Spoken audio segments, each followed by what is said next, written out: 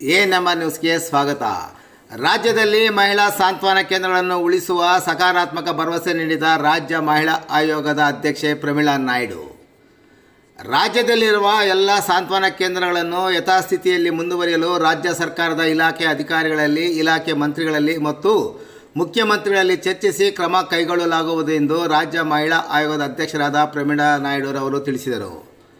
ಅವರು ಚಿಕ್ಕಬಳ್ಳಾಪುರ ಜಿಲ್ಲೆಗೆ ಇಂದು ಭೇಟಿ ನೀಡಿ ಶಿಡ್ಲಘಟ್ಟ ಮತ್ತು ಚಿಂತಾಮಣಿ ಸಾಂತ್ವನ ಕೇಂದ್ರಗಳನ್ನು ಪರಿಶೀಲಿಸಿ ಮೆಚ್ಚುಗೆ ವ್ಯಕ್ತಪಡಿಸಿದ್ದಲ್ಲದೆ, ಸಾಂತ್ವನ ಕೇಂದ್ರಗಳನ್ನು ನೊಂದ ಮಹಿಳೆಯರಿಗಾಗಿ ಉತ್ತಮ ಕಾರ್ಯ ಮಾಡುತ್ತಿವೆ ಎಂದು ಶ್ಲಾಘಿಸಿದರು.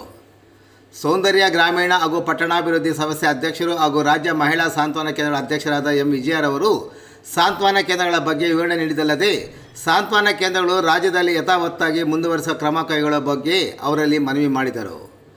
ಈ ಸಂದರ್ಭದಲ್ಲಿ ಜಿಲ್ಲಾ ಉಪನಿರ್ದೇಶಕರಾದ ಮಹಿಳಾ ಮತ್ತು ಮಕ್ಕಳ ಕಲ್ಯಾಣ ಇಲಾಖೆ ಉಸ್ಮಾನ್ ಹಾಗೂ ಶಿಡ್ಲಘಟ್ಟ ಚಿಂತಾಮಣಿ ಸಿಡಿಪಿ ಅವರಾದ ನಾಗವೇಣಮ್ಮರವರು ಹಾಗೂ ಮಹೇಂದ್ರ ಕುಮಾರ್ ಅವರು ಹಾಗೂ ಸಾಂತ್ವನ ಕೇಂದ್ರದ ಸಿಬ್ಬಂದಿಯಾದ ಕಾಮಾಕ್ಷಿ, ವರಲಕ್ಷ್ಮಿ, ಯಶೋಧ ಹಾಗೂ ಸುಜಾತಾರವರು ಮತ್ತಿತರರು ಉಪಸ್ಥಿತರಿದ್ದರು.